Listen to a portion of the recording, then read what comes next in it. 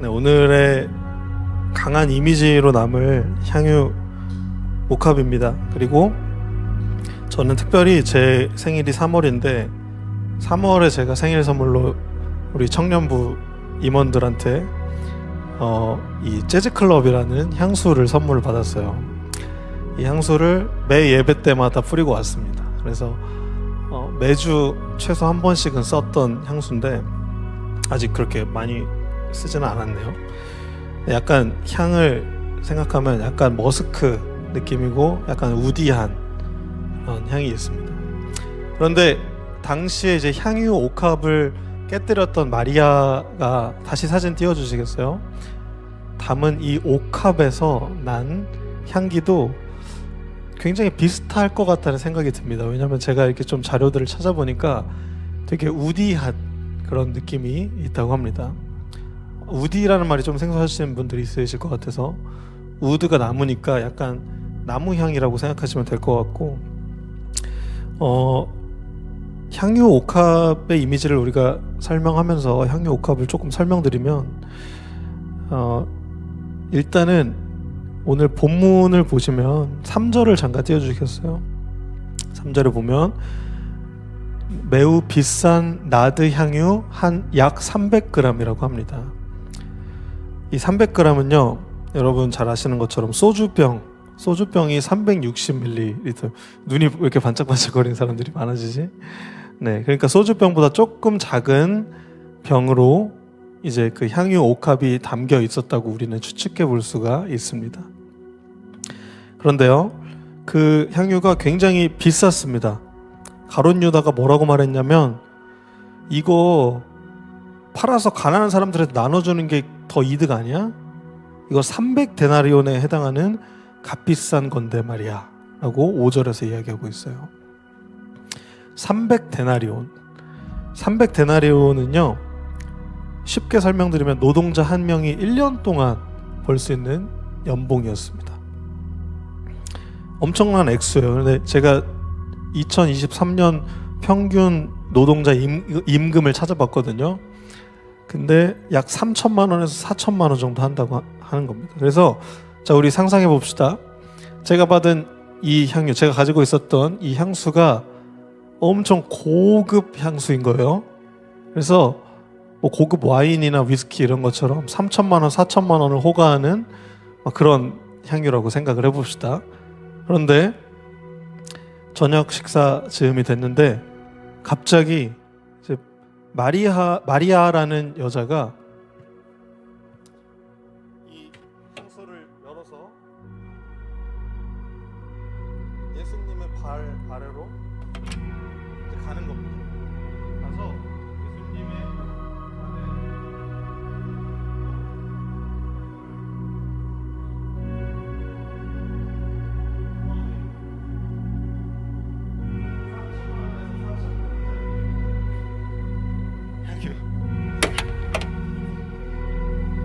자, 여러분들에게 아마 이 설교가 끝날 때쯤이면 이 향수가 퍼질 것 같아요. 그렇죠? 그때 뭐 우디가 뭐니 뭐 재즈클럽 향수가 뭐니 향수를 좀 맡으실 수 있을 것 같은데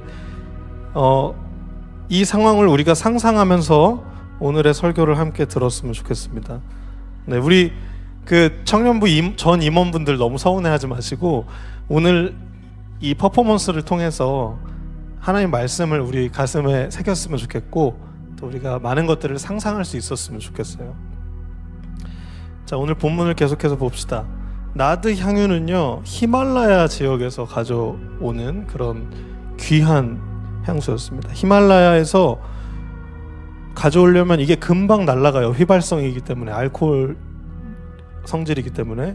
그래서 옥합이라는 곳에 담겨져서 유통을 했습니다. 먼 곳에서 그리고 귀한 곳에서 가져온 귀한 향이 나는 향유였기 때문에 이거는 엄청 비쌌어요. 말 그대로 3천에서 4천이 진짜 호가하는 귀족들만 쓸 수 있는 그런 물질이었습니다. 그리고 그것은 아까 본 그 사진처럼 약간 대리석 아니면 석고 이런 걸로 만들어졌다고 해요. 그래서 이 주둥이 부분이 완전히 봉합이 되어 있었기 때문에 우리처럼 여다지가 아니라 이것을 깨뜨려야만 이 향유를 쓸 수 있고 부을 수 있었던 그런 구조라고 합니다. 그러자 영문을 모르겠는 예수님의 제자 중 한 사람인 가룟 유다, 4절을 띄워주시면 가룟 유다가 이렇게 이야기합니다. 배반할 사람이었는데 5절에 이 향유를 팔아서 그 돈을 가난한 사람들에게 나눠주는 게 좋지 않은가. 이거는 300데나리온에 해당하는 값비싼 것인데 말이야. 그런데 6절에 이렇게 나옵니다. 그러나 유다가 정말로 가난한 사람 생각해서 이 말을 한 것은 아니었습니다. 그는 도둑이었기 때문에 이런 말을 한 것입니다. 그는 돈주머니를 관리하는 사람이었는데 종종 돈주머니에서 돈을 제 마음대로 꺼내 쓰곤 하였습니다.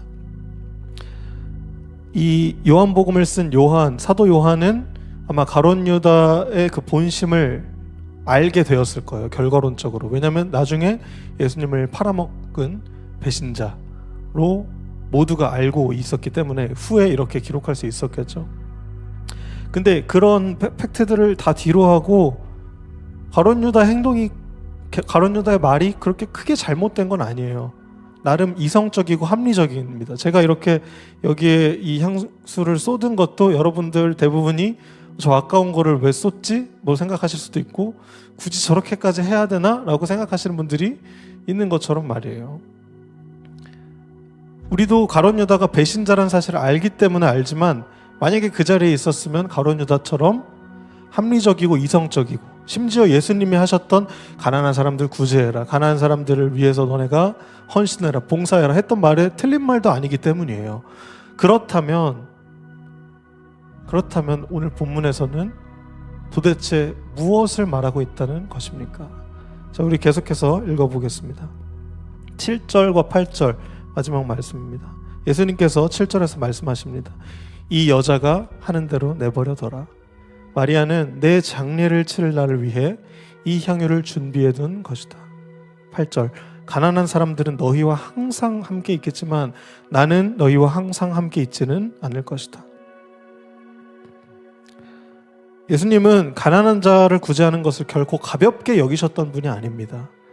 심지어 신약 성경뿐만 아니라 구약 성경에서도 하나님께서 계속해서 가난한 자를 구제하라고 레위기, 신명기에서 이야기하셨고 마태복음과 누가복음을 보면 예수님께서 계속 가난한 자들을 구제하라는 말씀을 하셨기 때문이에요. 그러나 오늘은 조금 다릅니다. 오늘은 오히려 마리아를 옹호하시면서 가난한 사람들은 너희와 항상 함께 있겠지만 나는 너희와 항상 함께 있지는 않을 거야 라고 말씀하신다는 것입니다. 우리는 결과론적으로 이 성경을 읽지만 당시에 우리가 거기에 있었다고 생각했을 때 의문이 되는 것은 참 많습니다. 아니, 하나님의 아들이신 예수 그리스도께서 장례를 치르신다고? 무슨 말이야? 나의 지도자가 되시고 이 세상을 통치해 주시고 나를 이제는 이 가난과 어려움 가운데서 인도해 주실 분이 웬 장례고 왜 저런 허비를 사치라고 생각하지 않으시고 마땅하다고 생각하시고 오히려 칭찬하실까? 맞는 말을 하는 것 같은 가룟 유다를 왜 옹호하지 않으시고 왜 마리아를 옹호하셨을까? 우리는 이런 의문을 가지게 됩니다. 저는 이 본문을 묵상하는 한 주 동안 그리고 또 이 추수감사주의를 기획하고 준비하는 한 주 동안 많은 생각을 했습니다. 오늘 오전 예배를 드리신 분들, 대예배 드리신 분들 아시겠지만 감사라는 것은요, 느낄 감자에 살해하다 할 때 사예요. 그래서 우리가 감사해서 살해하는 것을 느끼게 하는 것입니다. 표현하는 것입니다. 우리만 그냥 정말 감사하다 하고 지나가면 안 되고 그 감사한 대상한테 그 감사의 표현, 행위, 말 뭐든 느끼게 한다는 것이 중요해요. 예수 그리스도는 진정한 의미의 감사 행위를 받으셨습니다. 그리고 그 감사의 때가 또 중요하다고 오전 예배 때 담임 목사님 말씀하셨는데 지금의 이 향유옥합을 부었을 때는요 1절로 가보시면 6월절 6일 전이었습니다. 여러분 이 6월절이라는 것은요 예수 그리스도께서 십자가에 매달리셨을 때를 의미합니다. 왜냐하면 유월절 마지막 만찬을 식사하시고 유월절에 예수께서 돌아가셨기 때문이에요. 그래서 요한복음 1절에 유월절 6일 전에 우리가 지난주에 설교했던 나사로가 살고 있었던 베다니, 제가 그 문둥병자들이 살고 있다고 했죠. 그래서 다른 본문에는 문둥병자의 집에 초대받았다고 또 나와 있기도 합니다. 거기서 저녁 식사를 하는 그 예수의 십자가가 가까워지는 그 때에 이 내게 있는 향유옥합을 깨뜨린 사건이 발생한 것입니다. 그리고 이 마리아는 마르다와 더불어서 누구의 여동생이었죠? 나사로의 여동생이었어요. 나사로가 되살아난 것을 경험한 사람이 바로 마리아였던 것입니다. 그리고 그랬기 때문에 그 감사의 표현을 예수 그리스도의 발 앞에서 향유옥합을 깨뜨려서 드릴 수 있었던 것입니다. 그런데요, 이 사건이 성경에 기록되고 8절에 보시면 8절이 아니라 다른 본문에 보시면 이제 마가복음 14장 8절에서 9절을 띄워주세요. 마가복음에 보시면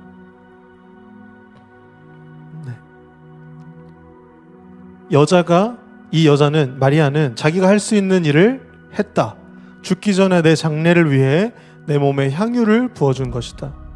그리고 9절을 봅시다. 내가 너에게 진정으로 말한다. 복음이 온 세상에 전해질 때 이 여인이 한 일도 알려져서 사람들이 기억하게 될 것이다. 이 놀라운 얘기를 예수님께서 마가복음과 그리고 마태복음도 비슷하게 말씀을 하십니다. 이 사건은 그냥 예산 일이 아니에요. 엄청난 의미를 가지고 복음이 전해지는 모든 곳에 전해져서 지금도 2023년이 지난, 예수 태어나신 지 2024년이 지난 지금도 이렇게 전해지고 있는 사실이라는 것이에요.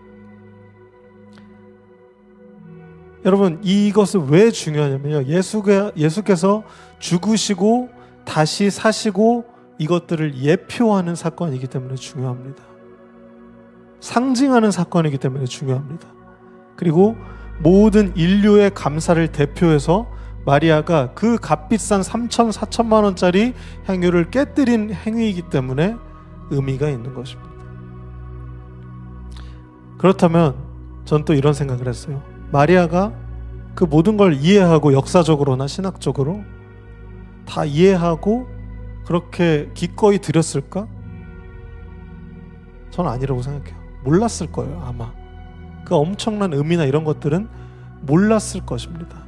그저 나의 오빠를 살려주신 게 감사하고, 죽었던 오빠를, 썩어서 시체 냄새 났던 오빠를 살려주신 걸 보고 이분이 신이신 것을 믿고 그 감사의 의미로 깨뜨렸는데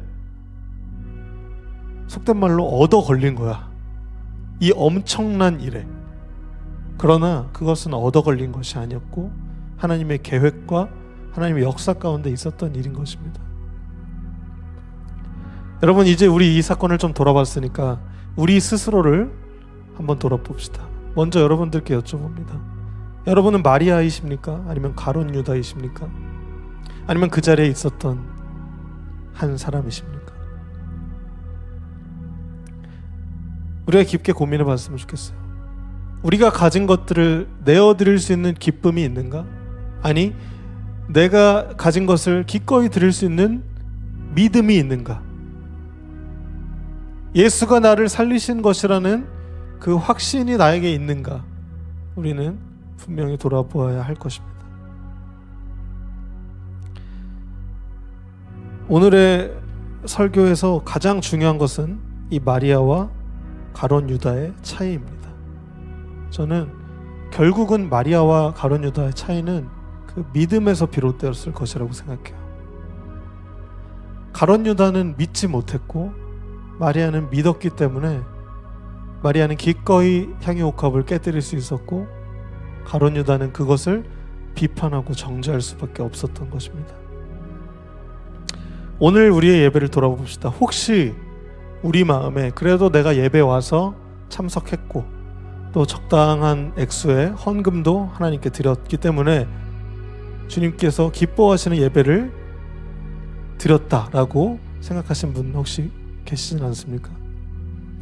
혹시 여기에 있는 찬양팀들 음정 박자가 맞고 정확한 보이싱, 정확한 노트, 코드 이런 것들로 연주했기 때문에 우리가 올바른 찬양을 드렸다고 착각하고 있지는 않습니까?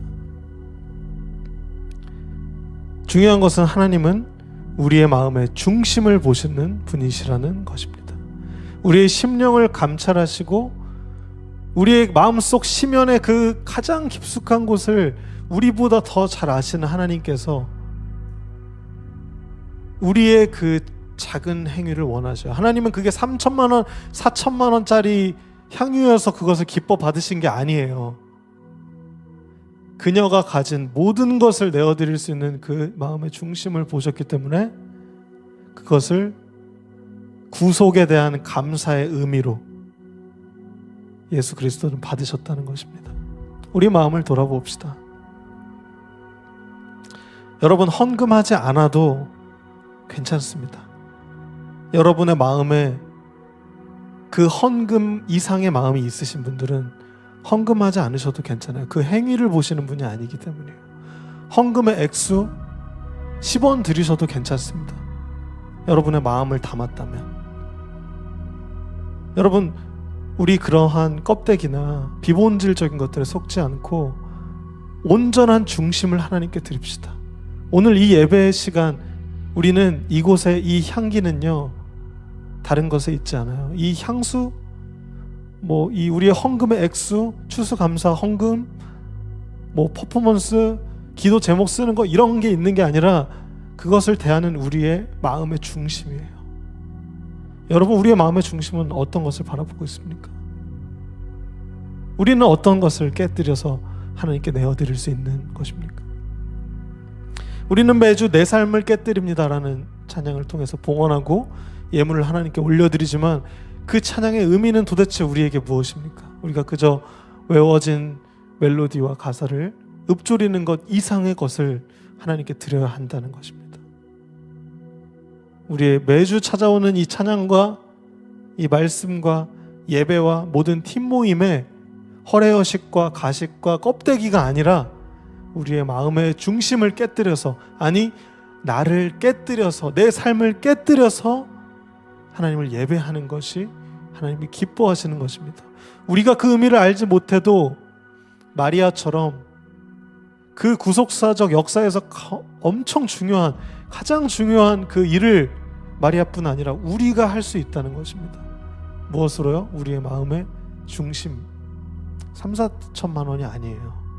우리의 마음의 중심의 그 순수함과 그 진심과 그 열정이 예수 그리스도를 기쁘게 한다는 사실입니다.